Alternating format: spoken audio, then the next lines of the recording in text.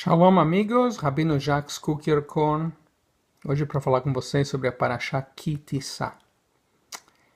Nós lemos em Êxodos 32:1, Parashá essa semana, quando o povo viu Moisés, que ele estava demorando tanto tempo para descer da montanha, o povo se reuniu contra o Arão e disse: "Vamos lá, faça para nós um Deus que vá diante de nós.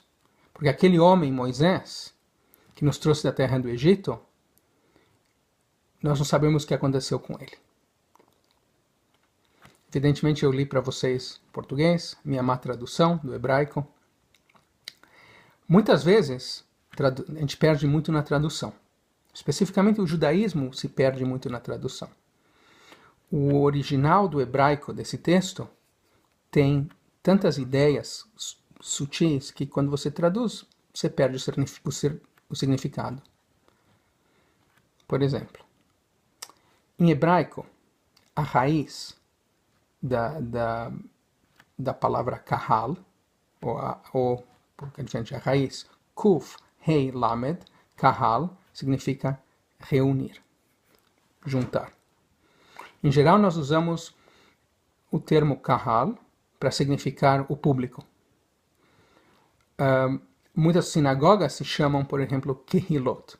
Ou às vezes você vê o nome de uma sinagoga e é Kaka Bnei Yehuda. O que é Kaka? Kehila Kedosha. Uma associação sagrada. Tá? No centro, no coração da nossa tradição, existe essa ideia de Kehila, de judeus se reunindo para um propósito sagrado, um propósito superior. Mas da mesma maneira que as pessoas se reúnem para um objetivo sagrado superior, elas também podem se reunir para um propósito mau, um propósito profano. Então, nessa semana, nós vemos a história do pecado do bezerro de ouro. E começa exatamente com a mesma palavra, vayakel. Uma palavra que tem a mesma raiz, vayakel. Que eles se reuniram entre eles. Você pode imaginar como que uma multidão começando a se reunir para um e o outro, falando com o outro, para irem todos contra o Arão para que ele criasse para eles esse bezerro de ouro. O Midrash nos ensina que o motivo pelo qual o Arão criou o bezerro de ouro, é porque ele estava com medo, ele tinha medo que matassem ele se ele não fizesse, por causa que tinha essa multidão. Essa multidão que tinha se reunido para um objetivo maligno. E a forma do verbo é uma forma passiva. Ninguém estava ativamente unindo as pessoas, eles se trouxeram uns aos outros, eles se reuniram uns aos outros, prontos para pecar contra Deus. Semana que vem, na Parashá da semana que vem, nós vamos ver essa mesma raiz, esse mesmo verbo, de uma forma diferente. Vayakel. Nessa semana nós lemos Vayihakel, que é passivo. Semana que vem é ativo, Vayakel.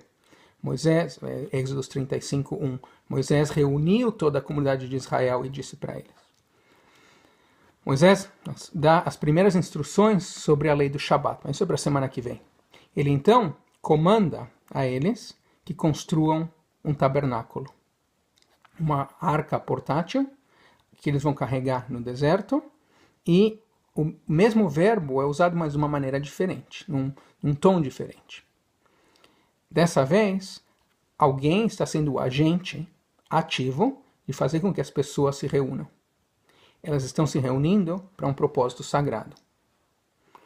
Eles estão se organizando de uma maneira que é para fazer o desejo de Deus. Portanto, aqui nós temos duas histórias na Torá, uma depois da outra. Ambas usam a mesma raiz, o mesmo verbo, só de uma maneira um pouco diferente.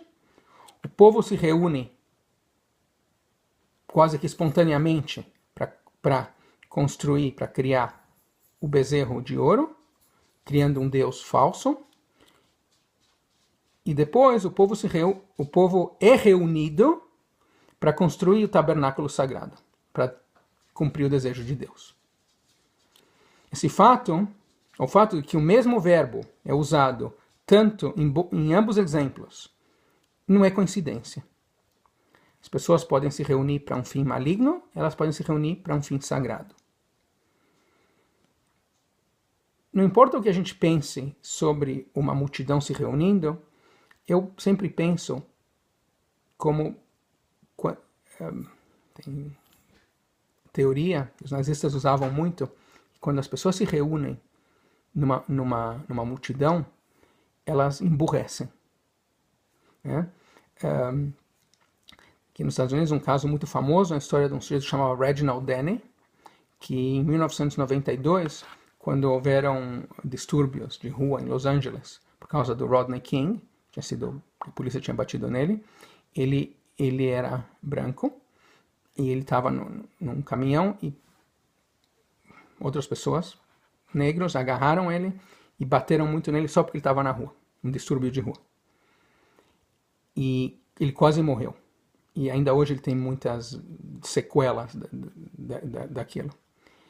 E as pessoas que bateram nele foram presas e foram julgadas, e parte da defesa delas era que eles, assim, no momento, quando estava a multidão, todo mundo estava louco, eles fizeram isso também.